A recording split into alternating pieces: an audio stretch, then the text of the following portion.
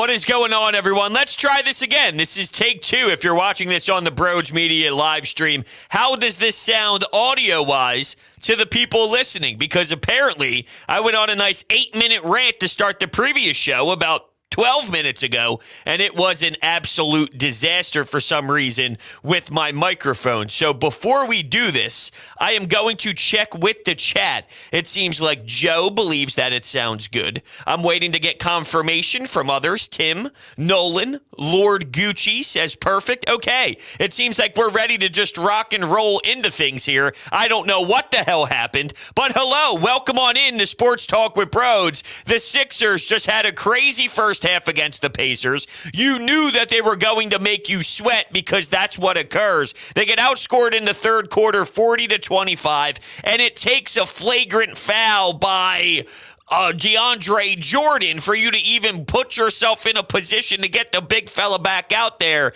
and basically shut things down. So what this came down to was an unbelievable night shooting from three. Tyrese Maxey gives you 7 in the first half. He finishes with 8. The team shoots 23 as a squad. Tobias Harris hits 4, and he was unreal in the early stages. Joel, what do you want me to say more about Joel Embiid? 45 points, 13 boards, a couple assists thrown in there, 2 apples, but he was so damn determined. He's chirping guys on the bench. He's throwing shade at some coaches saying, I've seen it all, dude. What are you going to do? There's nothing you have in your bag of tricks that's going to stop me, so I will get my shots from the free throw line. I will knock down whatever comes my way. I will score in the paint. You don't have any sort of equation to stop what I'm going to do. He was outrageous, and that marks the 12th time that he had a 40-10 game this season. The 12th time that he had a 40-10 game this season. 60% from the field, blocks in there too. Like, get out of here! I loved every moment of Joel Embiid, and I hate the fact that it took DeAndre Jordan getting kicked out for them to kind of get back into their groove. But I do agree with what Doc Rivers said after the game about the postseason compared to tonight, and why did it look this way in terms of letting your foot off the gas, and would it look the same way in the postseason? He goes, no, it will not look the same way in the postseason, and I agree. With all due respect here, okay? Yes, the lead went to single digits, and I'm sure nobody felt good when the lead went to single digits. But you cannot compare the intensity of a playoff series to this game when everybody wants this to end, when everybody wants this to be over. And I'm not going to say you're going through the motions because Joel Embiid giving you 45 and 13, that wasn't just casual. You could tell that he was determined. You could tell that he did not want to lose. You could tell that he gave maximum effort, which is fine. I'm enjoying that, and I like the fact that he's wired that way. But ultimately, there's just a different level of intensity. The bar just raises that much more in a 7-game series, which I'm not telling you that there's no opponent that will go on a run against the Sixers in the playoffs. This is how the game works, right? So one thing that you have to somewhat separate here when you're analyzing teams that allow other squads to get back into games, did you watch Kansas versus UNC? UNC, dynamic. They go on a run early. First half, they're up big. Kansas, they make their push. Then actually UNC, when you thought they had no life left and you thought that Kansas sucked the living life out of them, here comes UNC just peeking their head there, letting them know we're still involved. Now, ultimately, they did not have enough, but this is how the game goes. The Sixers were not going to keep up an 82-point pace. They were not going to score 164 points. You were not going to have 43s in a basketball game. Like, that stuff just doesn't happen. It'll even out and come back to the norm, and it'll have itself some run. So if you're up 20 plus, the other team's probably going to dig into it and make it a 12-point lead, and then you got to push back to get it back to 17. Then they're going to fight back. That's the game of hoops, so that's just inevitable. It's about limiting it from getting anywhere to a point that you end up losing it and, finding yourself in some trouble. But just because you have a big lead and you don't keep up the 20-point lead for all 48 minutes, or whenever you get it, let's say there's 28 minutes left, just because you don't hold it that long, okay, do you watch the sport and know how it works? It's literally labeled a game of runs. So with that, the Sixers kind of took control after it, and Joel Embiid, awesome. James Harden, he had a lot of assists, didn't score as much, and I think that's just part of what we're going to get with this James Harden, which is get teammates open looks and try and get everybody else involved. And I do think they play a better brand of basketball that way compared to when he's awful and just focused on himself with isolation ball. There were a few moments when he first got here, not the first 5 games or so, that we were losing our mind because it was incredible. But after that, we saw some really pathetic games out of him, and it really stemmed from not looking elsewhere and not looking to get anyone else involved, where it was the James Harden show. And we've already seen that doesn't work, and that's not a way to really have this team correlate with success. So if he's not going to be scoring, I need more than 11. And to be honest with you, I had him with a double-double tonight before one of my prop bets, and he had 9 and 14, 9 and 13, 9 and 12, right? I'm looking at the box score nonstop. Let's go! Let's get another bucket! And he's playing a 2-man game with Joel Embiid, and then he hits him with a little pick and pop. Joel gets the wide open look from the free throw line. I'm like, yo, come on, drive! He gets a step-back 3. He misses. I'm like, come on!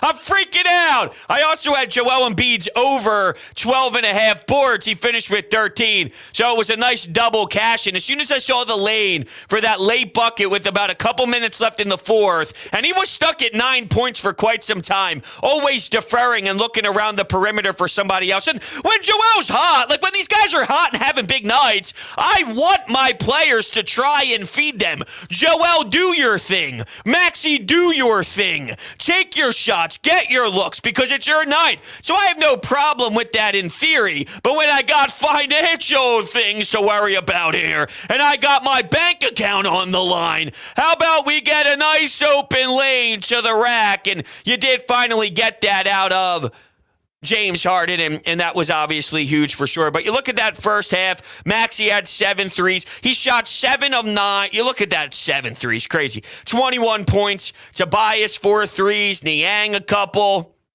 Shake a couple. And that's really what there is for it with me. I mean, honestly, Harden 4 of 10, 2 of 7 from 3 at 11 points and 14 assists. On this night, it worked. On other nights, will it work? I don't know. I don't have the answer for you.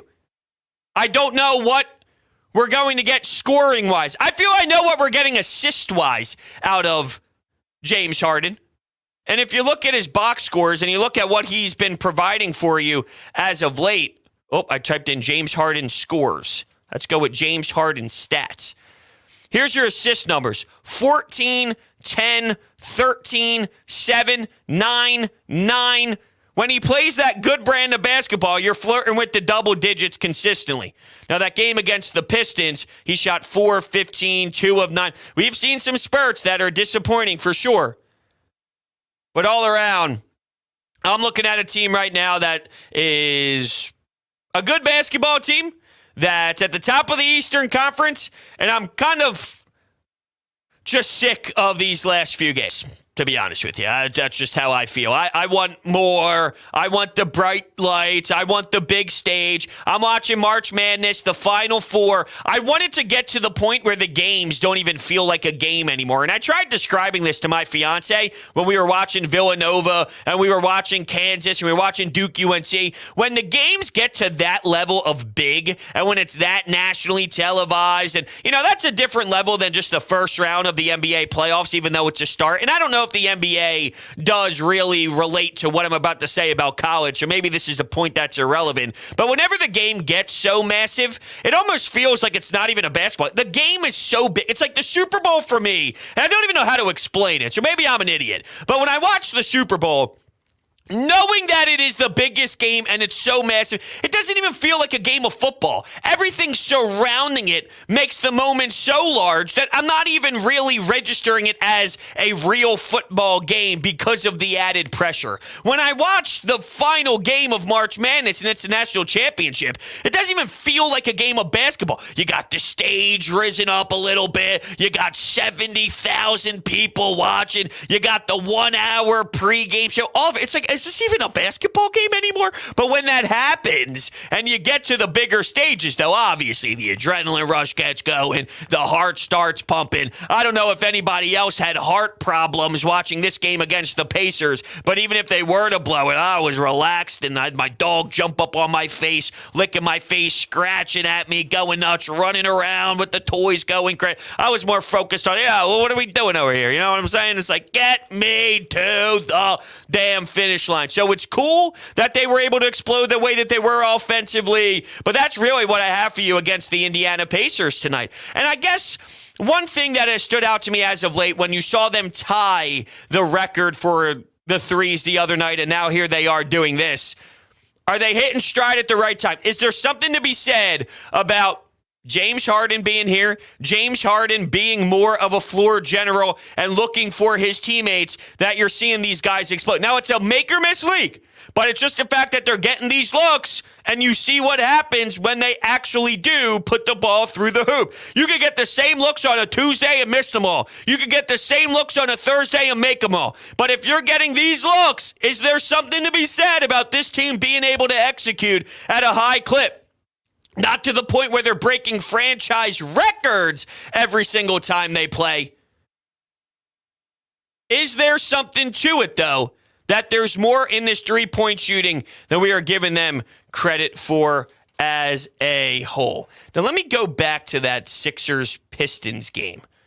What was that Sixers-Pistons? Oh, they lost 102-94 in Detroit, and everybody lost their damn mind.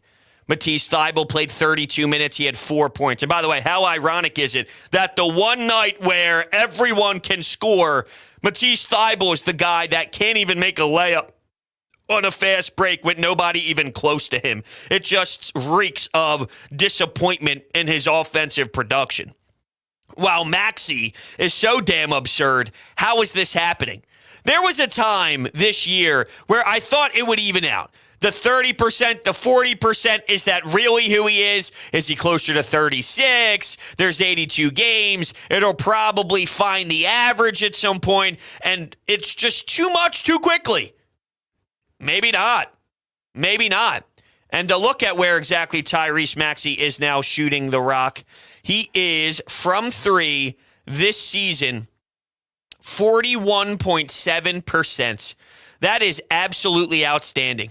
Close to 42%, when last year he was at 30, and he's taking more than double the amount of threes. He's at 4 threes per game. I love the fact that he's letting them fly. I love the fact that Tobias Harris is doing the same thing. He had a clunker the other night. He had a stinker, and he was absolutely miserable. He ends up draining how many good looks in the beginning frame here to get this Sixers team on a roll for them to even be in a position to drop 82 points. It helps, too, when Joel Embiid is jacking up nonsense as the buzzer ends, and it hits off the backboard and goes in and rattles around. Just beautiful. Just a masterpiece out of Joel, and it just seems like, I don't know if the MVP sort of odds is somewhat raising the fire inside of him, but he seems to be even a little bit more motivated over the last couple of games, and I'm sure he cares deep down about it, and we know he referenced it a million times before about trying to win that MVP, and it is something that is on his mind, whether he tells Doc it's not or whatever the case may be. He's a determined man, and he feels like disrespected, if you will, that no one's giving him the credit that he deserves after this type of season. And I agree. I definitely do agree. It bothers me that he's just getting a slap in the face. He's Chris Rock right now, okay? He's Chris Rock. Will Smith is just going up there and smacking him in the face and giving him absolutely nothing when he's on a tear and deserves the MVP this year. But this is where we're at. And if this ends up being the difference in him having more dog in him and more fight in him, maybe it's a blessing in disguise. So Embiid with a playful little joke on Maxey's 8 for 11 tonight from 3. It was good, but I told him to go for the record, and he didn't do it. So that wasn't good enough. How about that? I love that. And by the way, Charles Bassey had 16 points, 10 rebounds, and 6 assists in a G League game. And Jaden Springer had 22 points on 8 of 11 shooting with 5 boards, for whatever that's worth. Embiid's leading the NBA in scoring, by the way.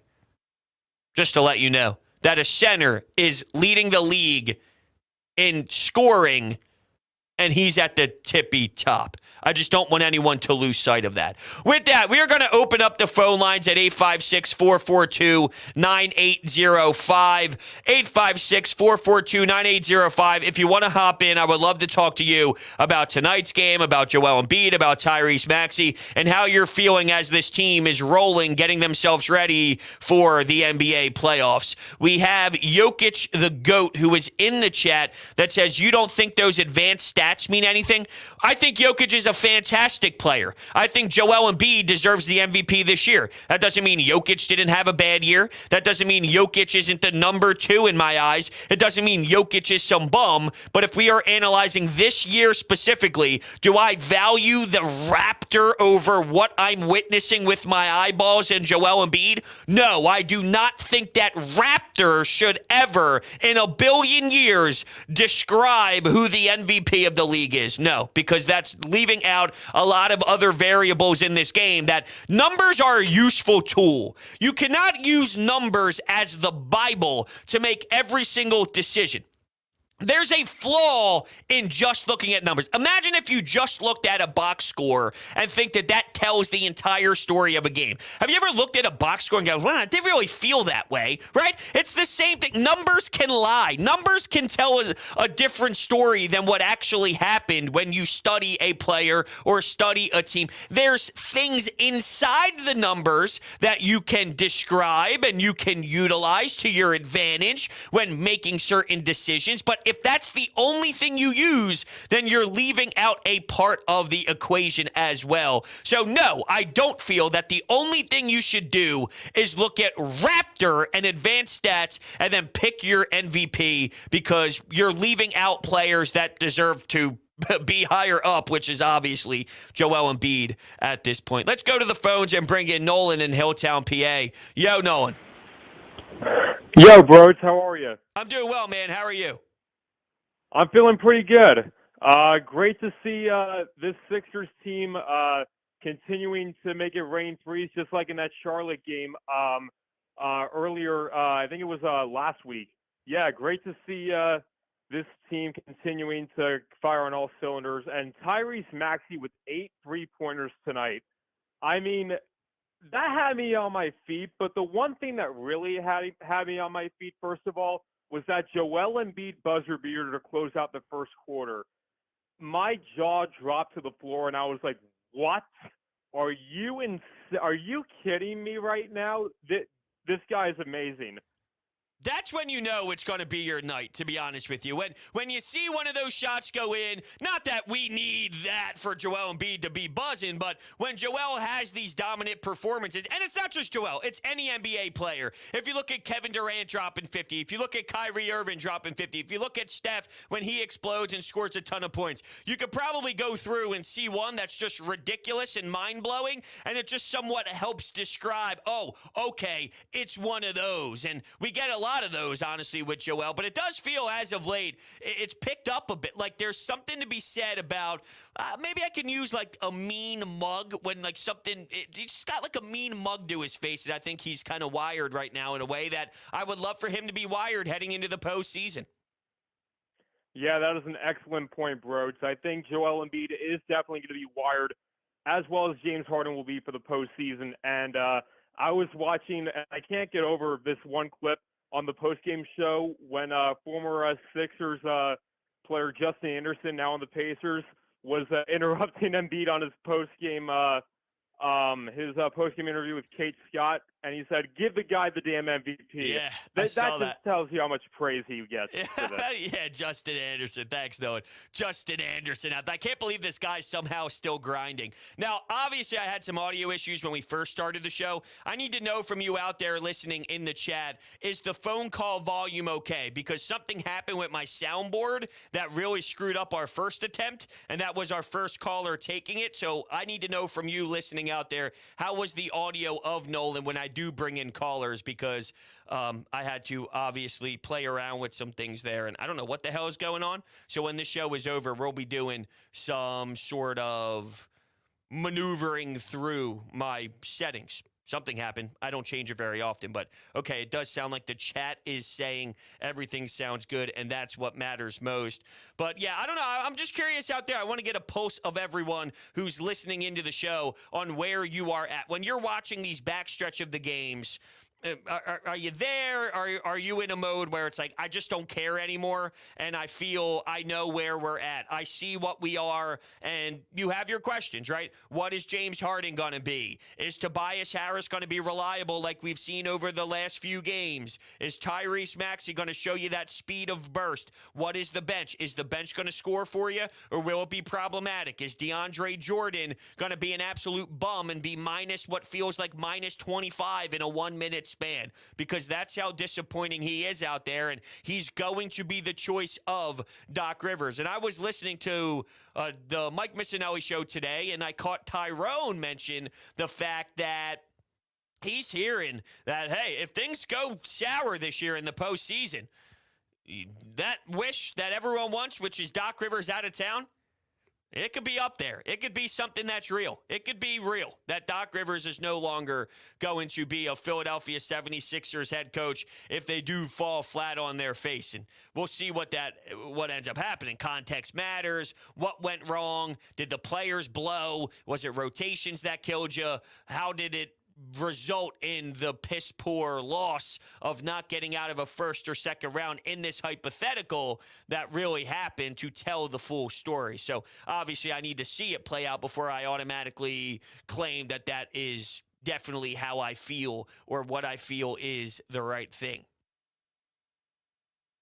Negadelphia says, I have my questions. They won't be answered until the playoffs. Exactly. That's kind of where I think we're all at this point. Do I think Embiid will win MVP? Jokic, you asked me this already, and I told you how I feel about it. And no, I don't think he's going to win, because there's clearly a narrative surrounding him, and there's a narrative surrounding Jokic, and the people who are making the decisions are just uneducated this year and going to get it wrong, which happens. There's been plenty of times where people make the wrong decision. Iguodala, you want to go back to, I can't believe I'm referencing this right now, but if you want to go back to bad decision making, let's go to the dunk contest and Iguodala. Let's go to all sorts of situations where people just get to pick and choose what they want. They make bad decisions. You think of March Madness. Let's keep it within the realm of something we referenced earlier. How many times you go, what? That team's a 3 seed? They should be a 2 seed. That team's a 4 seed? They should be a 5 seed. People who make decisions like that, they fuck up all the time. And they're absolutely doing it this year as well, which is disappointing as Sixers fans. But if it's something that motivates Joel Embiid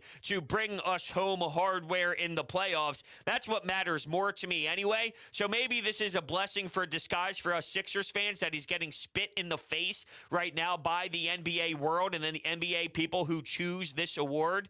And then that's going to, really help out what this team is capable of doing, because he's going to flip the double bird to everyone who doubted him. Maybe there's something like that. Lord Gucci says he knows what the team is capable of, but he just cares about these games because if we win, our seed could be better. I know everyone's looking at the seeding at this point, and I referenced this before. I don't care. Wherever we land, we land. Wherever it is, it is. Whatever. Let's go. Whatever. I don't care. I'm not wasting my time caring about this team and that team. And you know what? NBA is all about matchups. So getting matched up with a different team could mean the world, could be the difference in the Eastern Conference Finals run or losing in the second round. I'm not even going to pretend like that's not the case. It is the case. So I'm very flawed with my mentality of I don't care. But I also just don't care. I'm not going to lie either.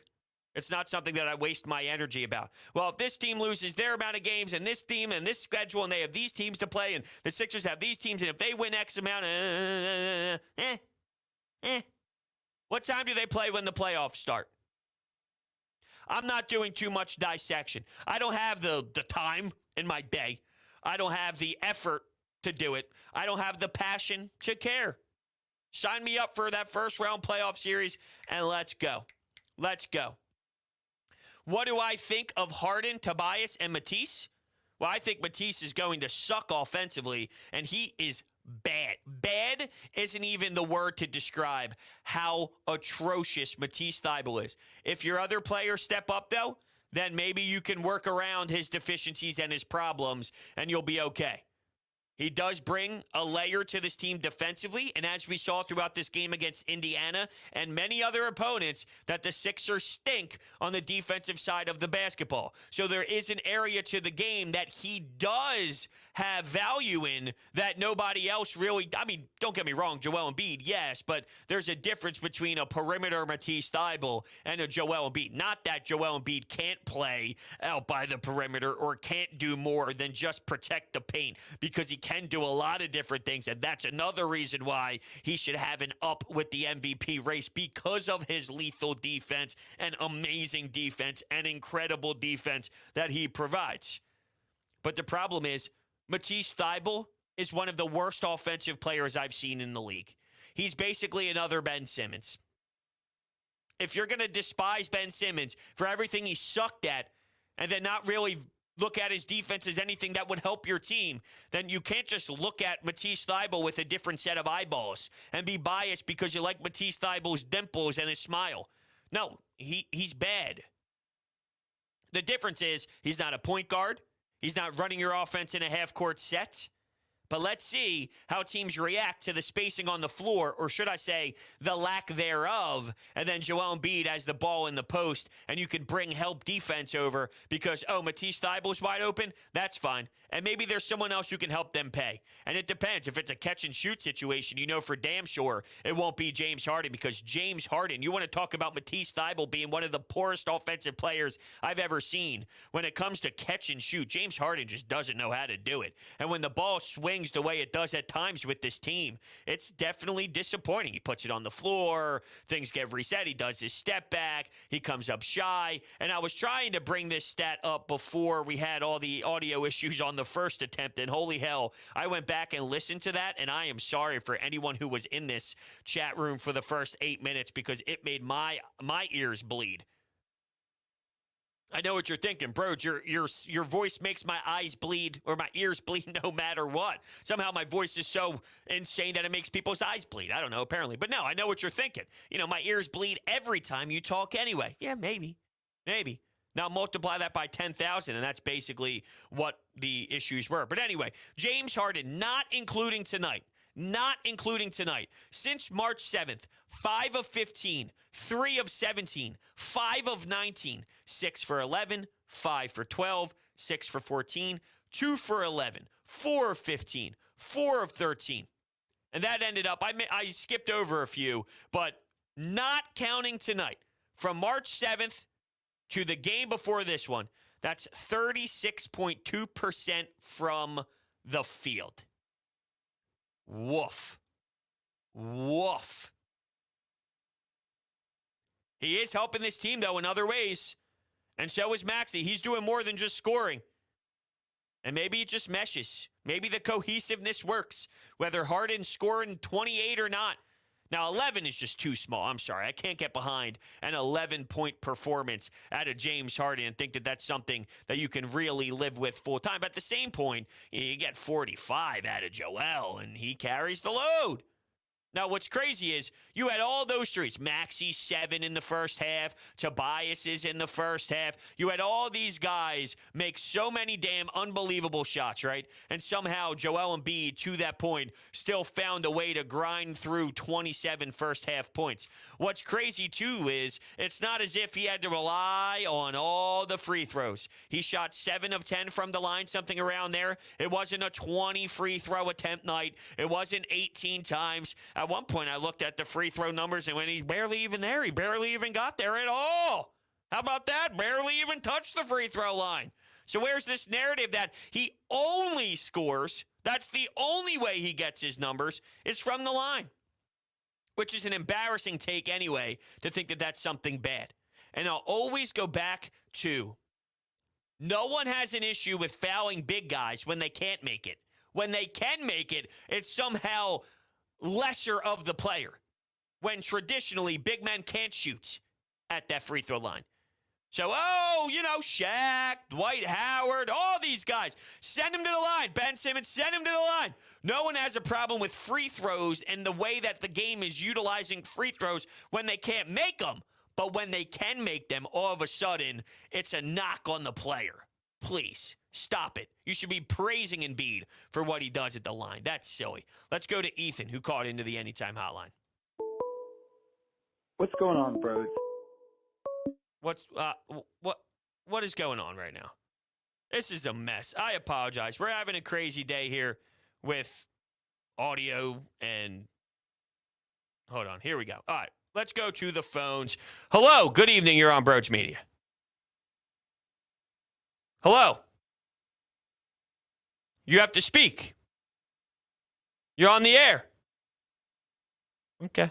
On the air. Doesn't feel like talking. We'll go to Ethan, who called in earlier. What's going on, bros?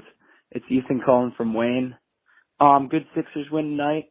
I think DeAndre Jordan got snubbed of Colonial Nissan most valuable player for the game because if it weren't for him getting thrown out, I don't know if we would have won this game. In all seriousness, though, Joel Embiid was absolutely insane tonight. 45 points. Holy crap. He should be MVP frontrunner, no question. James Harden, I know he didn't have the best offensive night in terms of scoring, but he passed the ball super well, and I think he really helped when the Pacers came back in the game to settle everyone down, to get everyone going again. I don't think he's going to be a liability like Ben Simmons, obviously, because he can hit a free throw, and I think that the assists coming from him mean more because we know he can score, and like if he has to, and he won't be a liability at the free throw line. The difference is, Ethan, and I appreciate your time calling in, the difference for James Harden and his assist numbers compared to Ben Simmons is Ben Simmons, open floor, running up and down, finding guys in transition, looking at the corner. Those were the areas of Ben Simmons' game to get everybody else involved. But when it was slowed down, you go back to the tape and you study what happened. I know we all saw it in real life and in real time, but when you go back, it's even more mind-blowing on how many times that they would get a rebound, whether it was Ben Simmons pushing the floor himself, or let's say Joel Embiid grabbed the board and gave it to Ben. He would then go to the top of the three-point line. He'd stop. He'd pick up his dribble. Someone would come around and they'd pick up the ball from him, and then he'd go stand there and do absolutely nothing. That's seriously what occurred in a lot of possessions in big crucial moments in a playoff series, and no one can generate any sort of success when that's the case. James Harden has 10 assists, and those 10 assists feel different because it's in a half-court set with a pick and roll, with a pick and pop. You can't run pick and roll. You couldn't do that. You can't run pick and rolls when Ben Simmons, because God, who are you going to guard?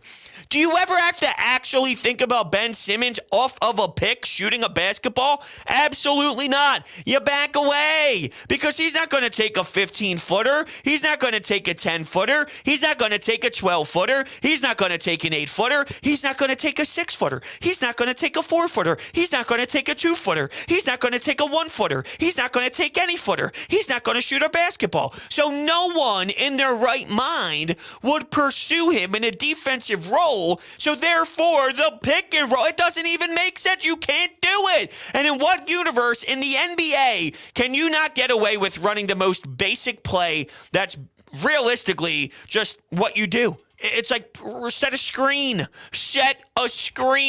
and utilize that screen. But when you're not a threat to do anything, it doesn't work. It's like 50% of the play isn't even available anymore. And that's why James Harden assist numbers, they might be the same. So Ben would have 11 assists in one night. James Harden has 11 assists in one night. And the 11 from James feels differently. Well, that's because when the game slows down, he can actually do something with it. And that's why it's different. All right. We're going to keep hearing from you on the Anytime Hotline. Here we go. Hello. Hello. All right. I apologize tonight, fellas. We're having ourselves a little bit of a rough day, but that's just the way she goes sometimes. Electronics can be annoying.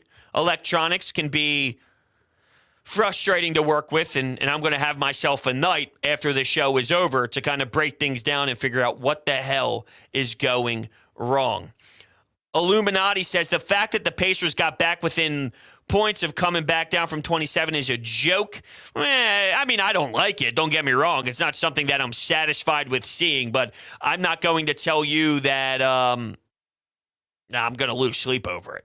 You know, it is what it is. I knew that the Sixers wouldn't keep up 82-point pace. Did I expect them to climb back the way they did? No, not really. Did I see some lazy passes in an LA Fitness game kind of play out there in the third quarter when they got outscored 40-25? Yeah, I did. It kind of got like a team that basically just checked out a little bit. The Sixers checked out for a little bit, which allowed the Pacers to kind of get back into things. But whether that happens or doesn't happen in the postseason in one game where they blow a lead and lose, because I'm sure that's going to occur, and I'm sure they're going to be down at one point against a team, come back, and they're going to be the squad that has the secondary push, and then they're going to come back down 14 to win a basketball game because Joel Embiid is going to take over. So it's going to happen to the Sixers one time, and it's going to happen to whoever they play one time because the Sixers are going to be the one to come out victorious after the opposing team blew a lead.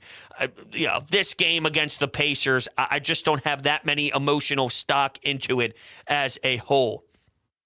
That's just where I'm at. Now, is there a track record of this team blowing leads? Yeah, I think every team has that, though. I think every team has that. You just don't watch the other teams or care that the other teams do it. The Milwaukee Bucks have blown leads. The Boston Celtics have blown leads. The Brooklyn Nets have blown leads with Kyrie Irving and Kevin Durant both playing. Teams blow leads. I stressed this in the beginning part of the game, or the beginning of the show.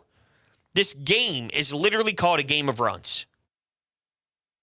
Illuminati now chimes back in and says, I just don't see the team going deep into the playoffs. I wish I was excited, but Doc Rivers as our head coach concerns me. So what does that mean? You don't see them going deep.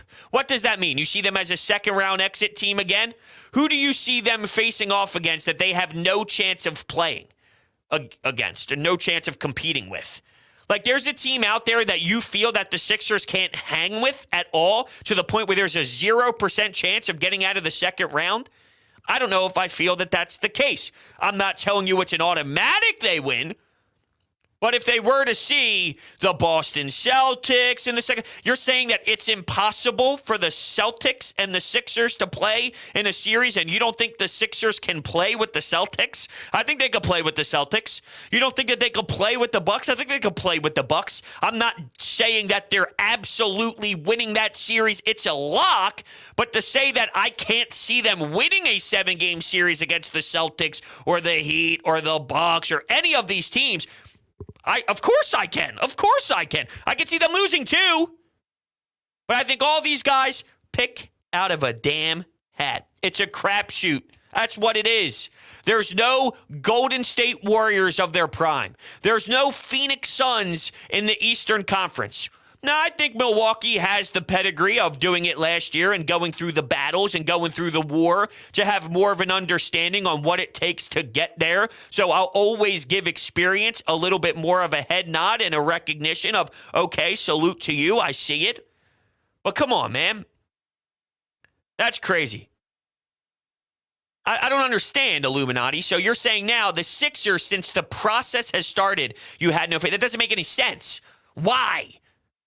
I want to know why.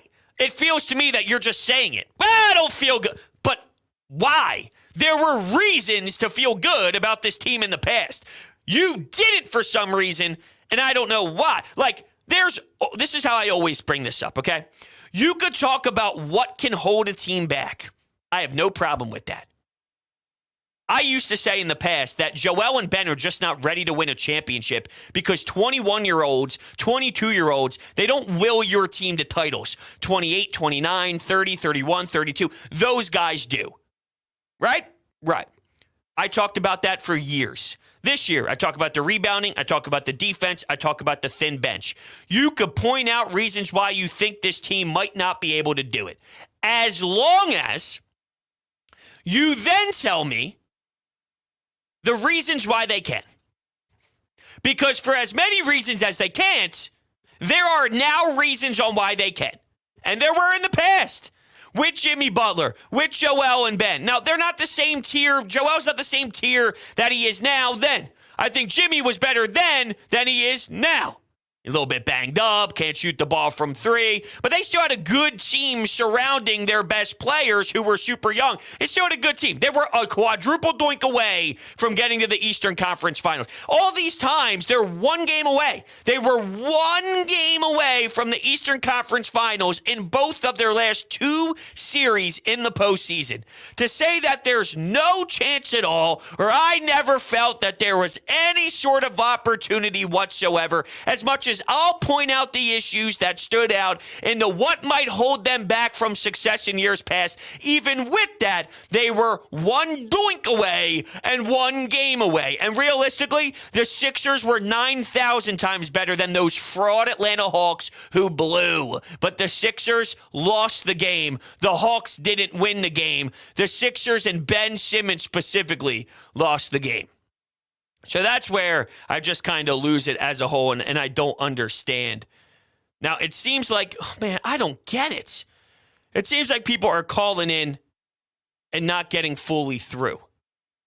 But they're leaving voicemails instead of talking live. I don't know. I'm sorry. I apologize on what's going on today. I don't know. But I'll play the calls through the voicemail box instead of live. I'm bothered. I'm just working with it here. Addison chimed in. Here we go, Addison. There we go, bros. There we go. Everybody seems to have a little role on this team, and it's adding up nicely going into the playoffs. I think we had a bit of a rotational issue at one point. I don't like the two-man rotation, one guy in, two guys out. It gets to be a little bit of a mess. Doc Rivers, it is what it is. Yeah, see, Addison, I mean, look, I guess for tonight, I get it. What I do is I talk about each game every time the game's over. But at this point, like, well, Doc does this and Doc did that. Like, I feel we know Doc, right? Doc is Doc. We know Doc. We can sit here today and whatever we break down with the Doc Rivers experience would probably be the same 4 years ago, would probably be the same 2 years ago, probably be the same 3 years from now, whatever city he's in, then that's kind of just where we are at. That's the Doc Rivers experience. So in terms of, well, I didn't like the rotation and I didn't like this, that's just really where we're at this point. That's just really where we're at. This is Doc Rivers. Now, I still want to keep talking with Illuminati because now he's saying exactly, correct. Sixers choked last year, right? They lost the game. This team is not the same team as last year. They might lose at some point.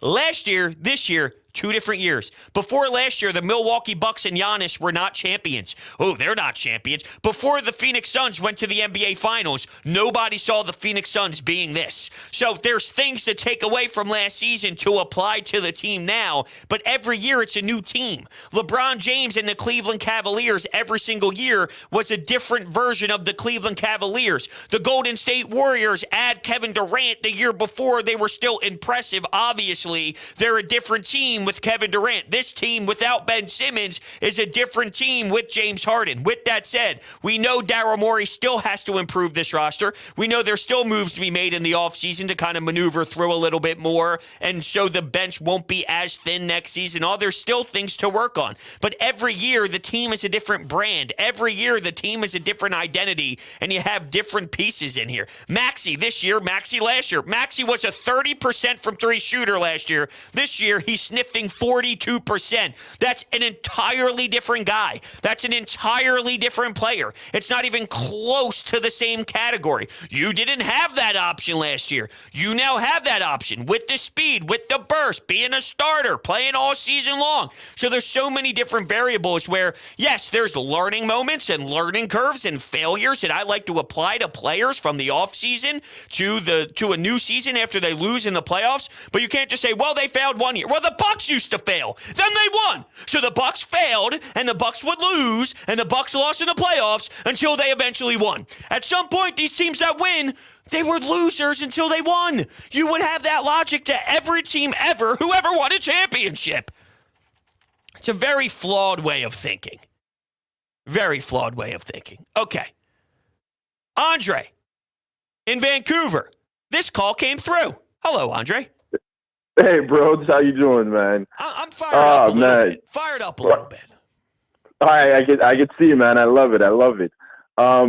Just to piggyback off your point about about winning, and you said a word, identity. And I mean, honestly, like looking at this team right now, obviously, there was a big trade in the middle and stuff like that. I feel like this team is still struggling to find its identity. And I'll tell you one thing that I didn't like particularly like about this game is that I feel like Joel really wants that MVP. And no, I mean, if I was in his position, I'd want it too. But I just think that like Joel can't win a championship by himself. You got to win as a team, and you have to develop an identity, right? I mean, when you look at every team that's won a championship, one of their main identities is that they're a good defensive team. And I think that's one side of the ball that we really struggle on right now is, playing defense and rebounding and stuff. And I think my biggest worry going into the postseason is like, what is this team's identity? Like, what is this team good at?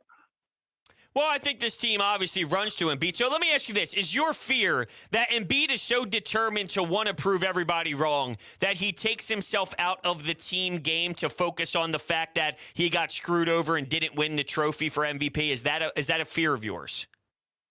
Yes. I mean, like one side, for example, I think Joel Embiid should be in the running for Defensive Player of the Year, right? But I think because he's focusing so much on the offensive side of the ball, is like there's this like narrative out here that we need him to score 40 for us to have a chance to win, that like he's sort of like, defensively he's not playing up to the standard that he can, that he set for himself in years back. I think the problem is, and thanks, Andre, the problem is the team stinks as a whole. See, there's times where it looks like it's Embiid's problem, but because Maxey, as much as we love this kid to death, Maxey's a worse defender than Furkan. He's a worse defender than Seth Curry. He's one of the worst defenders I've ever seen. Now, the kid's unreal, and I'm watching him blossom, and I'm watching him grow, and his body's going to have to be built up, but he's a horrific defender, and teams target him, and there's only so much one man can do. So when you help, and now Joel has to help, and this and that, like Joel defensively is an amazing player, and he's ridiculously absurd and unreal. I don't think we're missing out on Joel Embiid defensively because he's so focused on his offense. I think the team just doesn't have good defense. I think the team defense is so putrid. That's why this team gets annihilated defensively. It's not Joel. If anything, there's times where I'm wowed by Joel's effort on the defensive side. But look, as much as Joel wants it, and we know that he does, I don't think that he would allow for that to be the difference in what he's trying to accomplish winning a championship. I think he's mature now enough to see that there is a line and there is a middle ground and there is this separation point of, I know what I need to do to show all the haters wrong, but at the same point, I'm not going to go out of my way to hurt everybody else around me who's bought into the same goal as me and they can help me out. Like maybe in years past when he was younger and this and that, but I think he values, just like we all do, the Larry O'Brien more than the MVP. I think he'll use that bottled up noise to help him out, but I don't think he'll cross the line enough where it's going to significantly hinder what this team can do. We won't sit back and look at this season, an overhead view, and go, you know where we went wrong this year? We went wrong because Joel wanted the MVP so bad that he took himself out of situations to try and do something that wasn't right.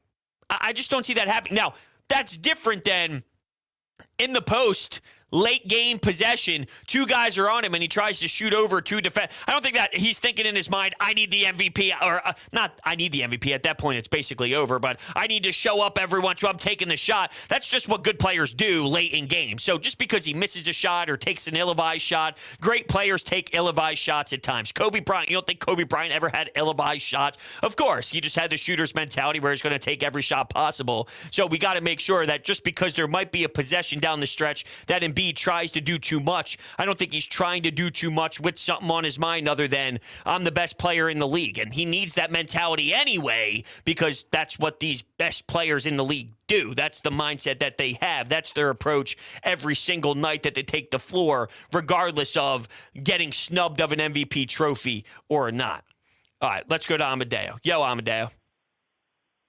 I think the one biggest thing that we've just seen out of Joel Embiid this year And, like, I guess you could even go towards last year as well. It's just the fact of how he's growing and mature is one of the most important things that we've seen. I know, like, I've seen people so many, like, everywhere, like on Twitter, wherever you can see social media, that just say they always want to harp on, like, you know, the past and all that stuff, how Joel Embiid can't do this in the playoffs. He's always going to get injured in the playoffs, or he just chokes the playoffs and all that stuff. People want to harp on the negatives. They want to constantly point out the negatives, but Joel Embiid, I feel like right now, is a completely different player than he was back then. And who knows what he can do. He's going to be a completely different beast probably when it comes to the playoffs. That's how I feel. Yeah, it's not even – you mentioned the word probably, and that stands out to me because Embiid even mentioned this earlier in the year. And for some reason, I think it was a game against the Magic. I don't know why that's the game that stands out to me. It wasn't the 50-point burger that I'm referencing, but there was a night, and I believe it was against the Magic, and they started out slow, they looked sloppy, they looked bad, and then they ended up in the second half just running away with it and annihilating the opponent. And in the post-game show, he goes, look, this is a long season, and you learn what it's like after you play so many years. This is 82 games, and you got to pace yourself until the finish line. And when he said the word pace, you talk about a different level in the playoffs. Like, we're seeing this right now, which is outstanding, but he's already made it clear that he's pacing himself. So I agree with you. Once we talk about real hoops, there's probably even another level to this guy. And especially when you look around we know this team has flaws. We know there's a lot of, bunch of negatives on this team, the bench and all that crap. But right now, like, I know a lot of people are really down on James Harden just because of the way, he's struggling to score. I do feel like, James Harden, he's that type of player. He's one of the best in this league. I feel like when he knows it's that time, I think, especially when it's towards the end of the season, we're seeing the struggles. But when he's going to rep it up, I feel. I just have this, one gut feeling that he will rep it up when it comes to playoff time. Maybe that's just being way too optimistic, but I have that slight feeling. Maybe it's that gut feeling, Yeah, and thanks, Amadeo. I don't know if we'll get it to our liking. I think we'll see it in there. It'll be sprinkled in there. I don't think it'll be every single night, 32 points, him taking this big stride. I think we got to maybe calm you down just a little bit.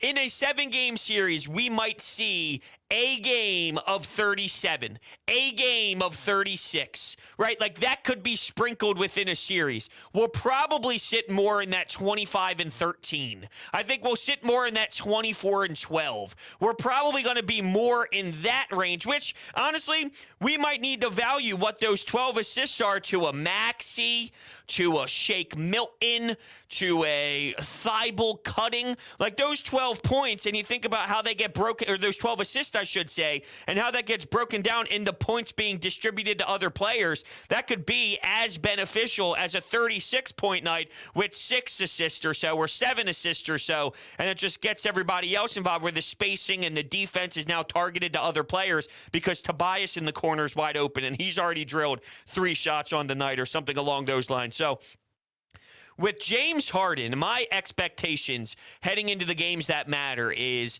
I'm a 22 points kind of guy with double-digit assists. That's where I think he's at. And in terms of efficiency, I hope it's more than this 30-something%.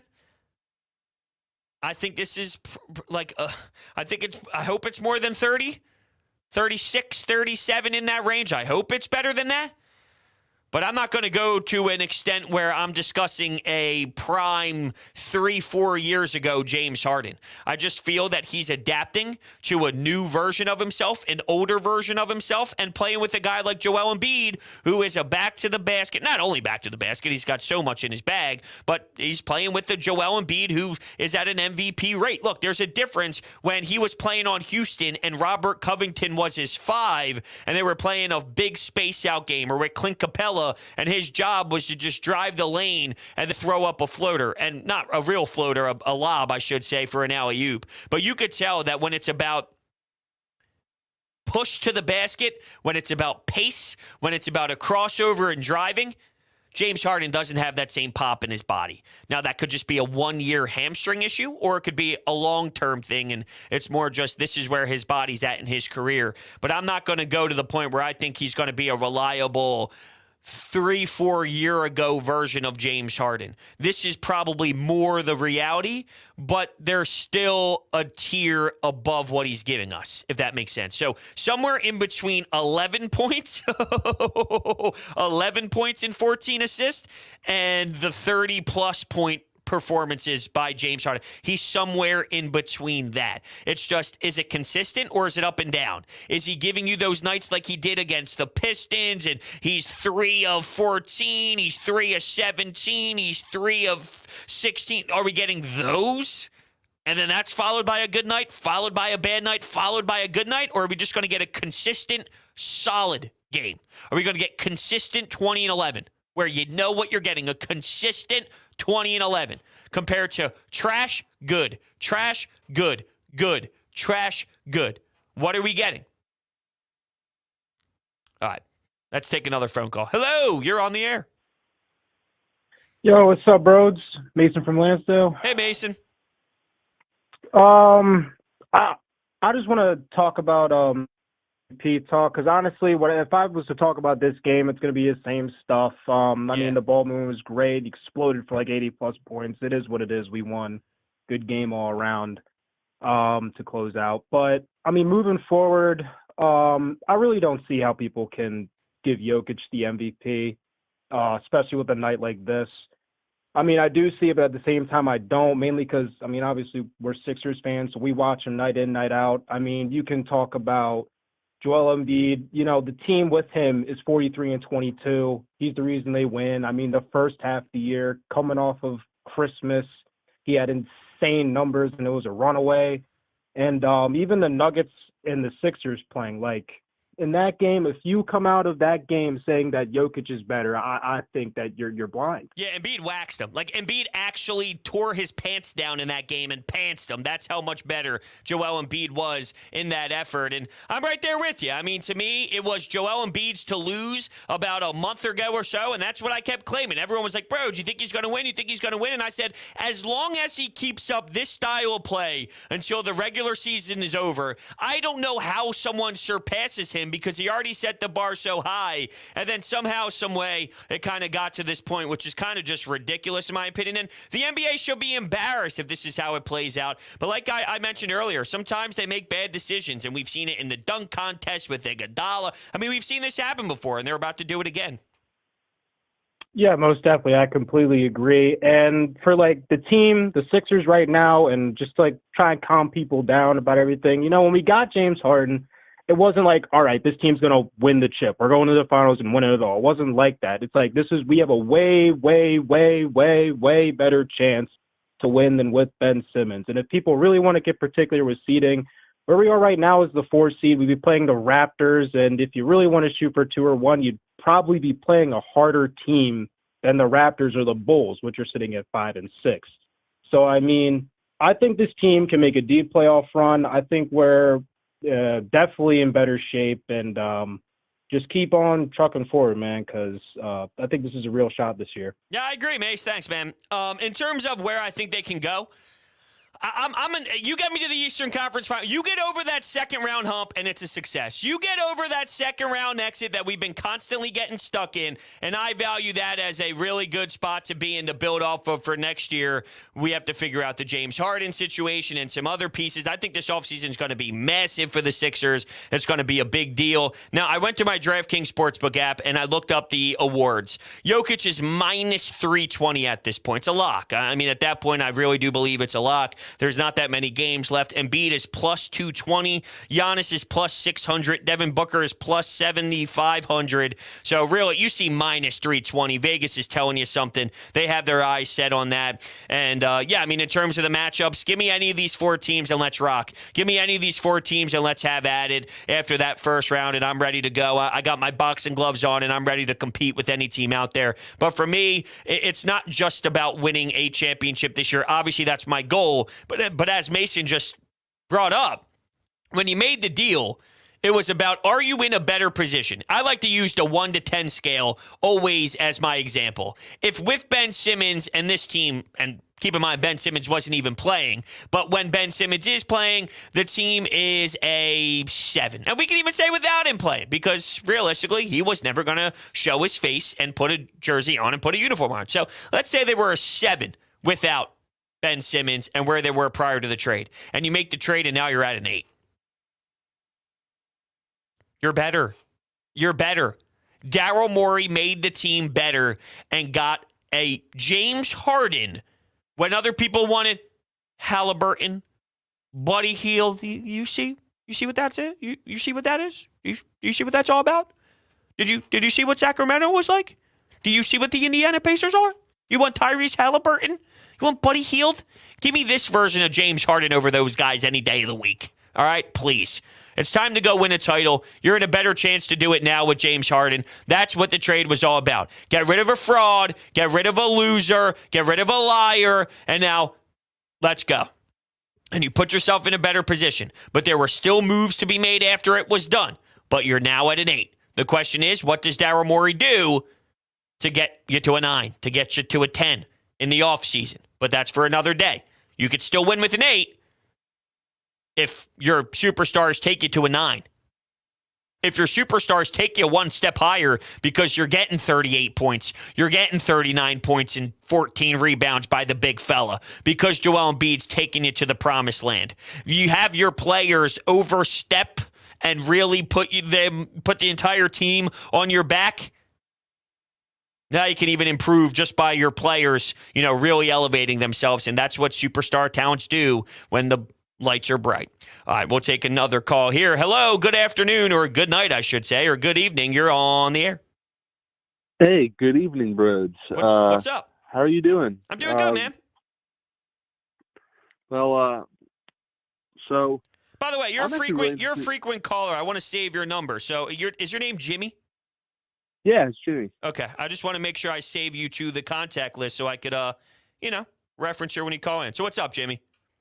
What's up? So I just wanted to say, this playoffs is going to be, really, really interesting in the fact that I can see so many different things playing out for us. I can see the disaster scenario of us losing in the first round with 7, but at the same time, I can see us winning it all. You think this team could lose in the first round? I think you're just afraid to commit. That's all. Yeah, maybe. Well, I'm still there for the ride. I'm still there no matter what. No, I agree with you. But look, I mean, you see the Raptors. I'm sure Nick Nurse is always a fear when you see his face and all. But if you look at the team the Raptors have, I'm not telling you they don't have anyone. But if you look at Joel Embiid and what James Harden can do when he provides a version of James Harden that is reasonable for where he's at right now in his career, I just don't know how a Fred VanVleet and a Pascal Siakam is going to be enough to take down. It would be an extreme disappointment if those two guys lost to that. I mean, it comes down to superstar talent, and I like the Raptors. They're a gritty team. They're hardworking. Nick Nurse has done a lot with a little, but at the end of the day, if the Sixers lose in the first round to the Raptors, we have some serious discussions to have, and I would be stunned.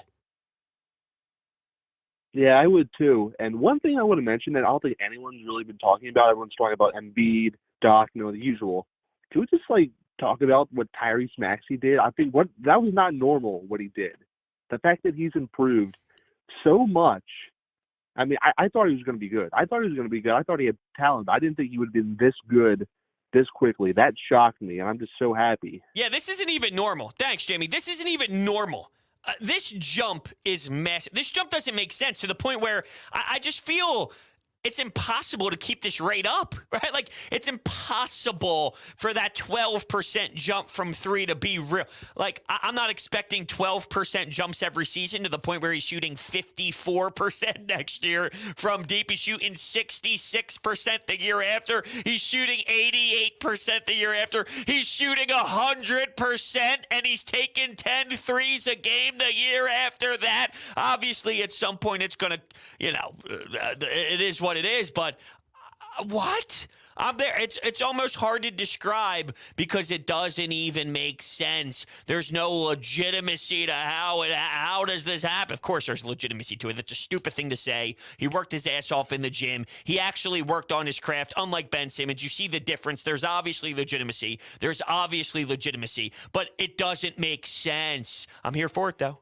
Give me this any day of the week. It's just a testament of what he's willing to do every single day he steps into the office, every single day that he works at the gym and he puts up shots. Like, there's always a thought process. There's always a goal. There's always an insight on his workouts. And you could just tell the amount of time that he has worked on his shots and worked on his game. And, you talk about step backs and fadeaways and spot up shooting and catch and shooting. And I mean, it just seems like anything. You throw something his way at this point, and I feel good about an execution factor. I mean, he can get fouled now. He can utilize that floater when he gets to the lane. I mean, what can he do? Defend. I mean, that's your answer. What can he do? He can't defend. Maybe next year he'll take a big jump in that area once he bulks up and gets his body going, because that's going to happen. All right. With that, thank you guys so much for hanging out with me today here on Sports Talk with Broads. I love you guys so much. Make sure if you're new to the channel, hit that subscribe button, hit that thumbs up button as well. We're giving away Phillies tickets to opening day over on Twitter, by the way. Tomorrow, the winner will be announced. You have to retweet the pin tweet at the top of my @BroadsMedia profile and also follow the account. It's that simple. Get yourself an opportunity to win. And TikTok @BroadsMedia and SeatGeek. Promo code Broads. Get you $20 off of your purchase. Get yourself to a game today. All right. Thank you guys so much, and I will see you.